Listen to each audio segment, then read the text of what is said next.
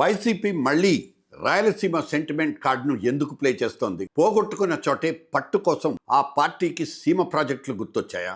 ఒకే దెబ్బకి రెండు పిట్టల మాదిరిగా ఇటు అమరావతి రాజధాని మీద నెగటివిటీని పెంచడం, అటు రాయలసీమ వెనకబాటును రాజకీయంగా వాడుకోవడం. ఇదేనా వైసీపీ అసోసియేషన్ ప్లాన్? అమరావతి రాజధాని కోసం రాయలసీమను బలి చేస్తున్నారంటూ జనాల్లో అభద్రతా భావం నింపే ప్రయత్నాలు బాహాటంగానే జరుగుతున్నాయి. ఈ ఎమోషనల్ గేమ్ తో సీమలో 4 ఓట్లు రాలొచ్చు, కానీ రాష్ట్రాన్ని మళ్లీ ముక్కలు చేసే పార్టీ అని ముద్రపడితే కోస్తా ఉత్తరాంధ్రలో వైసీపీకి పడే డ్యామేజ్ వాళ్ళు ఊహించగలరా? ఆ 4 జిల్లాల ప్రజలు, రైతులు కోరుకుంటోంది సాగునీరు, డెవలప్మెంట్, కుదిరితే ఎన్నో కొన్ని ఉద్యోగాలు, అంతేకాని ప్రాంతీయ విభేదాలతో కొత్త తలనొప్పులు తెచ్చుకోవాలని మాత్రం కాదు. అయితే ఈ ప్రాంతం విషయంలో ఏ పార్టీ అధికారంలో ఉన్నా అన్యాయమే జరుగుతోందనేది ఒక కామన్ ఒపీనియన్. ఇప్పుడు తెలుగుదేశం పార్టీ నాయకత్వంలో ఉన్న కూటమి సర్కార్ విషయంలో కూడా ఇదే అభిప్రాయం కనిపిస్తోంది. ప్రస్తుతం డెవలప్మెంట్ ఫోకస్ మళ్లీ కోస్తాంధ్ర, అమరావతి చుట్టూనే రౌండ్లు కొడుతోంది. కేంద్రం అమరావతికి 15,000 కోట్లు ఇచ్చింది సరే, మరి సీమకు స్టేట్ బడ్జెట్ లో 42% వాటా సంగతి ఏమైంది? సెపరేట్ ప్యాకేజీల జాడే లేదు.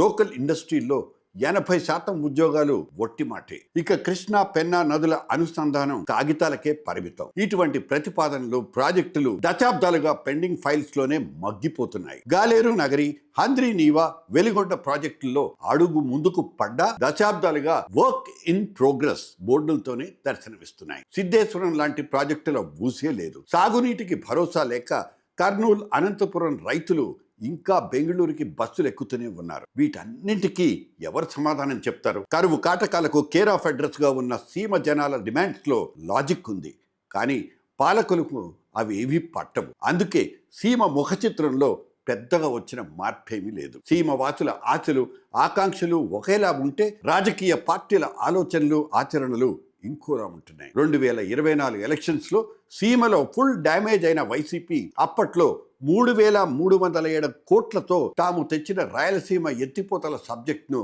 తెర మీదకు తెచ్చింది. పోగొట్టుకున్న చోటే పట్టు కోసం ప్రత్యేక రాయలసీమ కార్డ్ తీసి ఎమోషనల్ గేమ్ స్టార్ట్ చేసింది. గత నెలలో చాలా చోట్ల రైతు సమావేశాలు నిర్వహించింది. ఈ లిఫ్ట్ ను తెలుగుదేశం పార్టీ ప్రభుత్వమే ఆపేసిందనే మాటను ఒక రాజకీయ ఆయుధంగా వాడుతోంది జగన్ పార్టీ. తెలంగాణ సీఎం రేవంత్ రెడ్డి అసెంబ్లీలో చేసిన ఒక స్టేట్మెంట్ వైసీపీకి అస్త్రంగా మారింది. రేవంత్ కి కోపం వస్తుందనే భావనతోనే చంద్రబాబు సీమ లిఫ్ట్ ను ఆపేశారనే ప్రచారం మొదలైంది. సభలు, సమావేశాలు అంటూ తక్షణం సీనియర్ నాయకులు రంగంలోకి దిగిపోయారు. ప్రాంతీయ సెంటిమెంట్ రెచ్చగొడుతూ ప్రకటనలు వస్తున్నాయి. ఏపీ సీఎం గా ఉంటూ స్వయంగా చంద్రబాబే సీమ రైతుల నోట్లో మట్టి కొట్టారంటూ పొలిటికల్ హిట్ పెంచుతోంది వైసీపీ. టీడీపీ వాళ్ళేమో అనంతపురం కియా మోటార్స్ తెచ్చిన ఘనత మాదే అంటారు. వైసీపీ వాళ్ళు కర్నూలు జ్యుడిషియల్ క్యాపిటల్ మీరే ఆపేశారు అంటారు. వైసీపీ రాయలసీమ యాక్షన్ ప్లాన్ కి సరైన కౌంటర్ ఇచ్చే విషయాన్ని టీడీపీ కాస్త లైట్ తీసుకున్నట్టే కనిపిస్తుంది. పొలిటికల్ బ్లేమ్ గేమ్లు పక్కన పెడితే గ్రౌండ్ రియాలిటీ ఏంటి? జనాలు అడుగుతున్న కృష్ణా, పెన్నా అనుసంధానం,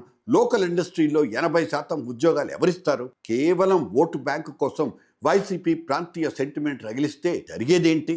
అసలు రాయలసీమకు కావాల్సింది 5 ఏళ్లకోసారి వచ్చే ఎలక్షన్ సింపతియా, లేకపోతే శాశ్వత డెవలప్మెంట్ విజనా? అమరావతి గ్లోబల్ సిటీగా మారిపోతుంటే సీమ మాత్రం ఎప్పటికీ ప్యాకేజీల కోసం దేబరించే ఒక వెనకబడ్డ ప్రాంతంగానే మిగిలిపోవాలా? సీమకు శాశ్వత న్యాయం జరగాలంటే రాజకీయాల్ని పక్కన పెట్టేయండి. అన్ని పార్టీల వాళ్ళు ఒకే యాంగిల్లో ఆలోచించండి, లేకపోతే ఆ వెనకబాటు వెంటాడుతూనే ఉంటుంది.